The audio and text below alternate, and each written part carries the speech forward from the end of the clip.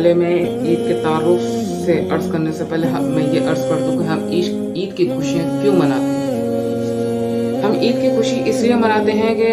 یہ جو رمضان کا بابرکت مہینہ گزرا ہے، ہم نے اس میں روزہ رکھا، تراویح پڑھی، ذکر کیا،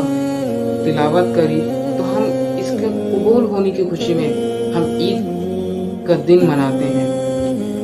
رسول اللہ صلی اللہ علیہ وسلم نے ارشاد فرمایا، رمضان میں اللہ تعالیٰ جہنم کے دروازوں کو بند کر دیتا ہے،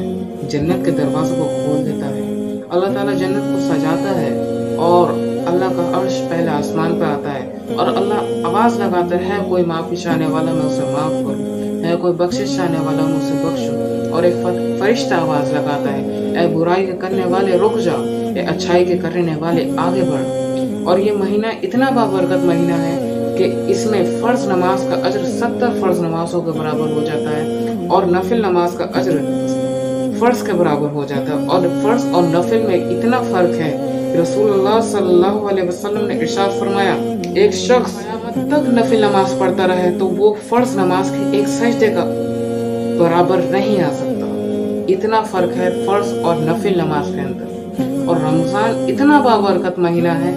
کہ جو اس میں روزہ رکھتا ہے، اللہ تعالیٰ پہلے روزے سے اس روزہ رکھنے والے کے گناہوں کو جلانا شروع کرتا ہے۔ اس کے گناہ چلتے رہتے ہیں، اس کی بھوک، اس کی پیاس کی شدت، اور وہ اللہ کے لیے اپنی بھوک کو برداشت کر رہا ہے، اپنی پیاس کو برداشت کر رہا ہے۔ حالانکہ وہ کھا سکتا ہے، وہ چھپ کے کھا سکتا ہے، لیکن اس کے دل میں خوف ہے کہ مجھے میرا اللہ دیکھ رہا ہے، تو اللہ اس کے گناہ جلانا شروع کرتا ہے اور 30 روزے تک یا 29 روزے تک اللہ اس کے سارے گناہوں کو جلا دیتا ہے، وہ بالکل گناہوں سے پاک ہو جاتا ہے۔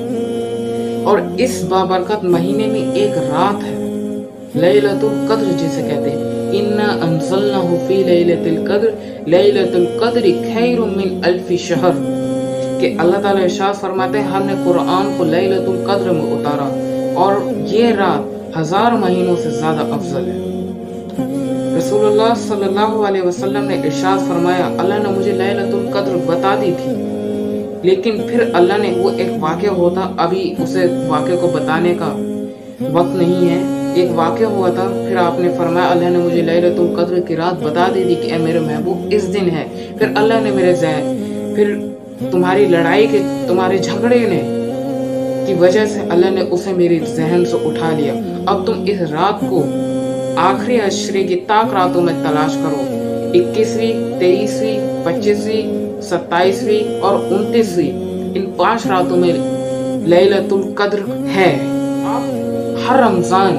اعتکاف کرتے تھے، صرف فتح مکہ کے وقت آپ نے اعتکاف نہیں کیا، ورنہ آپ اپنی ساری زندگی اعتکاف کرتے تھے۔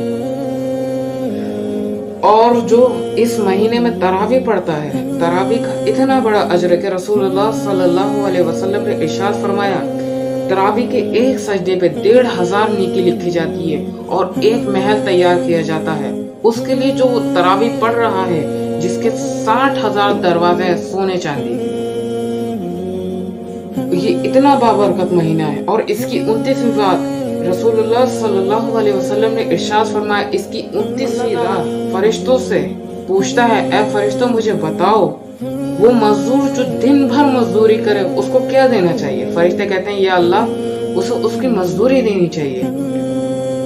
تو اللہ کہتا ہے، فرشتوں تم گواہ رہنا،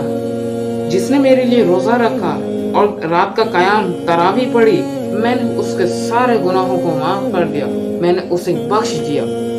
اللہ ہمیں بھی ان میں شامل کرے۔ اور رسول اللہ صلی اللہ علیہ وسلم کا یہ عام معمول تھا عید الفطر کے دن کہ آپ فجر کی نماز کو جاتے، اس دن آپ اشراق کی نماز نہیں پڑھتے تھے، ورنہ آپ کی ساری زندگی کا معمول یہ تھا کہ آپ فجر کی نماز کے بعد اشراق کی نماز پڑھتے، لیکن عید الفطر کے دن آپ اشراق کی نماز کو نہیں پڑھتے تھے۔ پھر آپ گھر تشریف لاتے، غسل کرتے، پھر آپ اپنے کپڑوں میں سے اچھے کپڑے پہنتے، پھر آپ کچھ میٹھا کھاتے، عام طور پر کھجور ہوتی تھی، پھر آپ کھجور کھاتے، پھر آپ عیدگاہ کی طرف تشریف لے جاتے، پھر آپ 2 رکعت نماز واجب پڑھاتے، پھر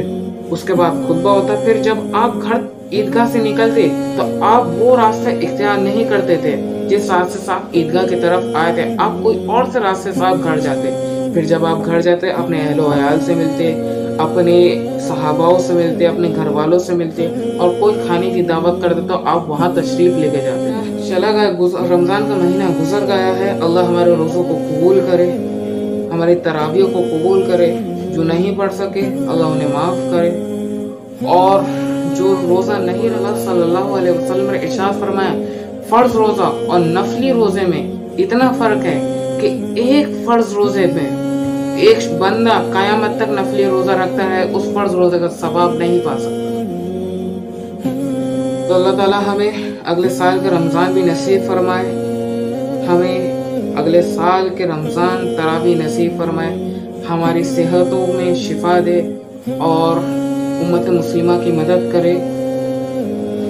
हमारे गुनाहों को माफ़ करे,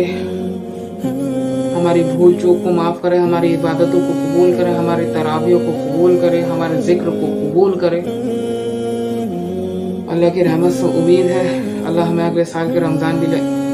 नसीब करे। आमीन। जज़ाकल्लाहु खैरा। अस्सलामु अलैकुम।